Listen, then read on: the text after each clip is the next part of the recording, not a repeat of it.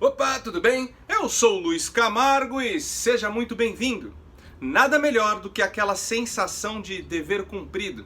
E não tenho dúvidas que esse é o sentimento de pelo menos 55% dos brasileiros nesse fim de ano. Mas vou falar por mim, e a cada dia que passa percebo que valeu a pena ter feito campanha de graça para o Bolsonaro. Mesmo quando cheguei aí à conclusão de que o capitão seria a nossa única opção nessas eleições, confesso que nunca achei que um dia veria o Brasil com um ministro da Economia ultraliberal que quer Estado mínimo e indivíduo máximo. Um ministro da Justiça que esteve à frente aí do desmantelamento do maior esquema de corrupção da história e que colocou o chefão da quadrilha atrás das grades. Um ministro das Relações Exteriores, cristão, pró-Trump e anti-globalismo. Um ministro da Educação a favor do Escola Sem Partido e que promete expulsar o método Paulo Freire do nosso sistema educacional. Uma ministra dos Direitos Humanos que é contra o aborto e que, sem o discurso de privilégios para minorias, retoma a dinâmica sensata e racional de que todos são iguais perante a lei. E agora, só está faltando um ministro do Meio Ambiente que desmascare a farsa do aquecimento global. E o Bolsonaro está cogitando ninguém menos que o Ricardo Felício, o climatologista professor da USP, que foi pioneiro no Brasil em nos revelar todas as falácias dos movimentos ambientalistas na grande mídia. Mesmo aí que o escolhido não seja o professor Ricardo Felício, tenho certeza que Bolsonaro colocará alguém com um posicionamento semelhante. De repente pode ser o professor Luiz Carlos Molion, quem sabe? Seria ótimo também. Bom, mas eu não tenho a menor autoridade para falar de ciência. Por isso, eu não vou aqui tentar provar que o aquecimento global, que o derretimento das calotas polares e que os tais furos na camada de ozônio são mentiras. Mas antes de tomar um partido aí nessa situação, eu fui pesquisar. Pesquisei os dois lados dessa história, já que na comunidade científica não há um consenso. E existe o lado dos aquecimentistas e o dos que negam o aquecimento. E para mim, o segundo faz todo sentido. Eu acredito que a ação do homem pode causar uma alteração local do clima e não global, como os aquecimentistas tentam nos enfiar goela abaixo.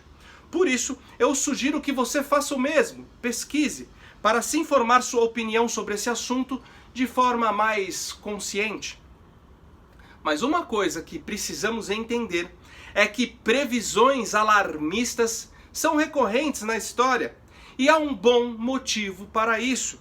Alarmes transformam problemas em emergências, levando o andamento normal e diário da política a uma interrupção abrupta. Diante de uma emergência, somos preparados para obedecer, somos preparados para seguir líderes que possam nos proteger. É por isso que todo político que defende um poder centralizado aí de cima para baixo coloca as supostas emergências como prioridade. E esse é um dos grandes motivos que os alarmes são soados com tanta frequência e tão rapidamente substituídos assim que desmascarados. Em 1968, iniciou-se um movimento de pânico no qual previa que o excesso populacional causaria aí grandes ondas de fome. Isso já para a década de 70. E os estudos que mostravam o decréscimo no índice de natalidade à medida que crescia aí a riqueza foram ignorados no auge desse pânico.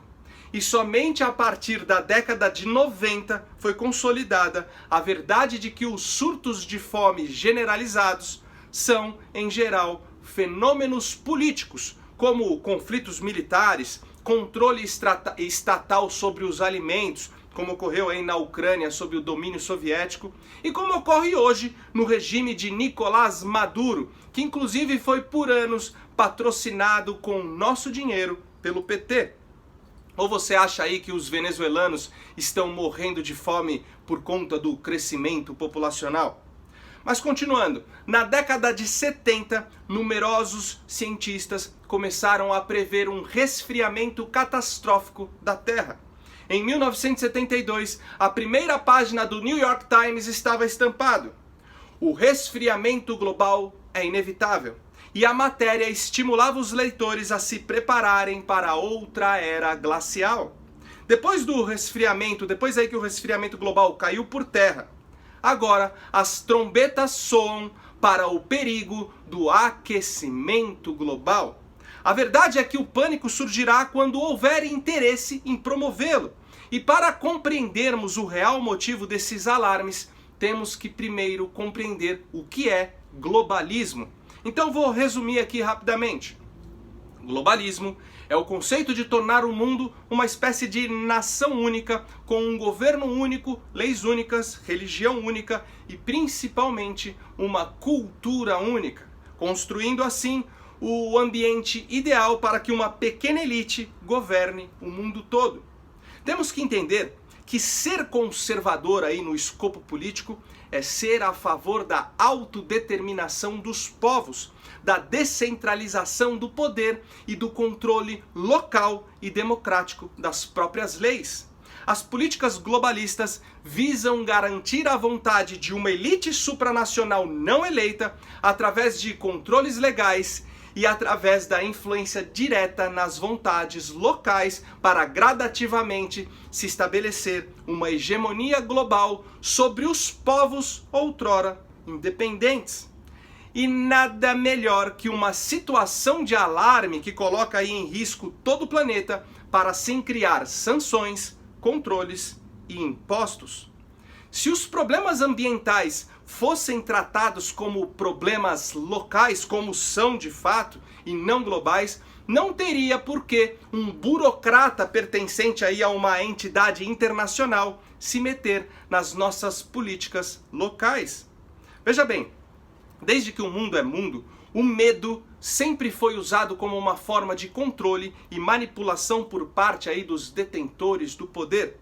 Por isso, o governo global precisa criar um clima de alarme e medo na população mundial, para que ela aceite suas propostas e tomadas de decisões sem resistência.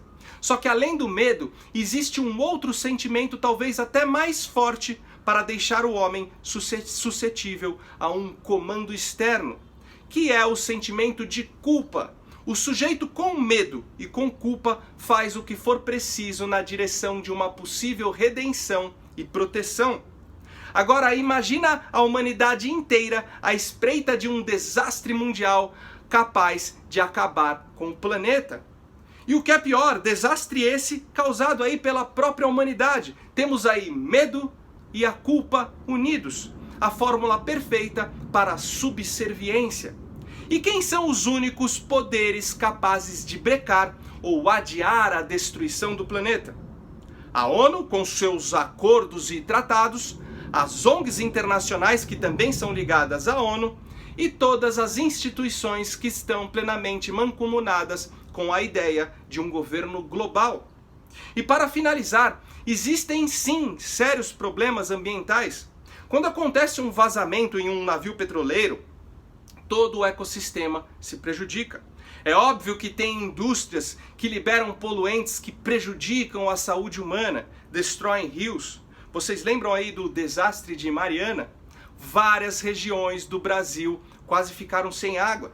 Se você mora em uma grande metrópole, é possível que sofra de algum tipo de alergia, rinite ou problemas respiratórios que você não teria se morasse na fazenda. Problemas ligados aí ao meio ambiente existem e os governos locais e as grandes empresas devem se responsabilizar para sanar esses males. Mas o fato é que todos esses alardes que sugerem o fim do mundo quase sempre são mentiras estrategicamente elaboradas. E os maiores proponentes da farsa do aquecimento global são justamente institutos de pesquisa e ONGs que estão de olho na grana que os governos repassariam a elas após tributarem todo o setor produtivo. É claro que os próprios governos também se apropriam de parte disso e, obviamente, que impor várias formas de restrições e controles sem resistência aí da iniciativa privada é o paraíso para qualquer governo de esquerda. Sem contar que os políticos adoram propagar o mito do aquecimento global como veículo para sua promoção pessoal. Já as organizações supranacionais, como a ONU, enxergam o aquecimento global como um eficiente veículo para sua própria expansão. E por hoje é isso aí. É muito importante que você curta, deixe algum comentário e compartilhe esse vídeo para que ele ganhe relevância. Confere aí a sua inscrição e o sininho. E se você acha importante o trabalho que eu venho fazendo aqui, você pode contribuir com qualquer valor e assim ajudar a manter esse canal em plena atividade. O link do nosso Apoia-se está também aqui na descrição. E me segue também no Facebook e no Instagram, @LuizCamargoVlog. Então até o próximo vídeo. Valeu!